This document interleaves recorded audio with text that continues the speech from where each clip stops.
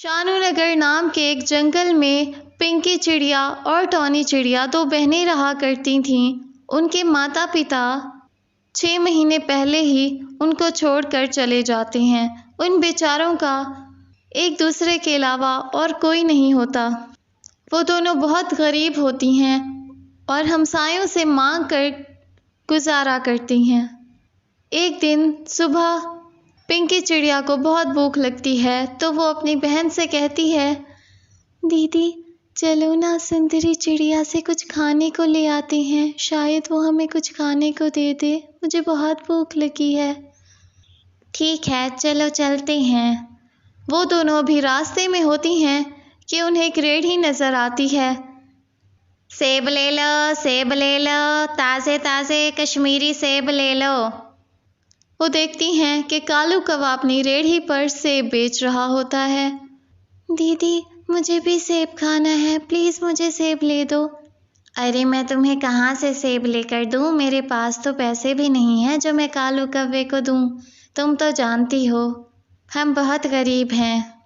दीदी प्लीज़ एक बार मेरे कहने पर उससे मुफ्त में सेब मांग कर देखो, शायद वो हमें एक सेब ऐसे ही दे दे।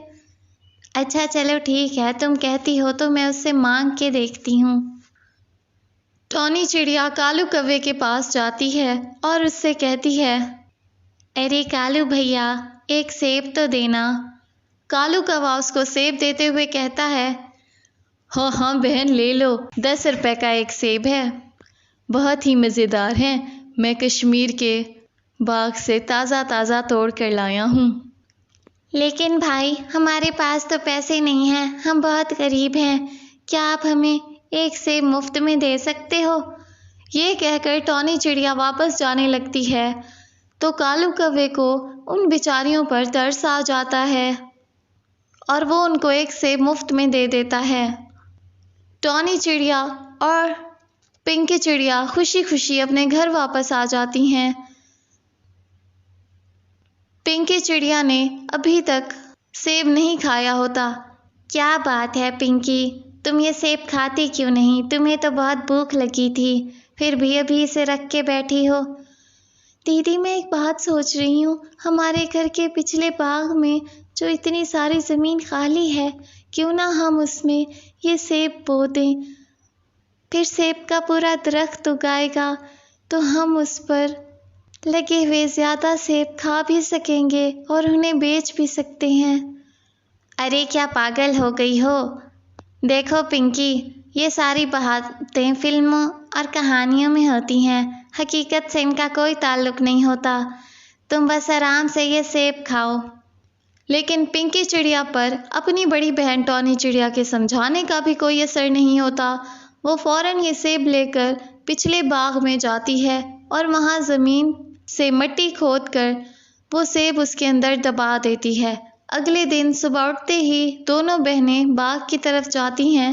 उनकी खुशी का कोई ठिकाना ही नहीं रहता जब वो देखती हैं कि जो सेब उन्होंने बोया था वो अब बहुत बड़ा दरख्त बन चुका है और उस पर ढेर सारे सेब लगे हुए हैं। हाँ, अरे दीदी देखें तो सही, कितने बड़े बड़े सेब हैं, अब हम इन्हें खाएंगे भी सही और बेच भी आएंगे, फिर हमें पैसे भी मिल जाएंगे। दोनों बहनें पेट भर कर सेब खाती हैं और बाकी बचे हुए सेब मार्केट में बेचने चली जाती हैं।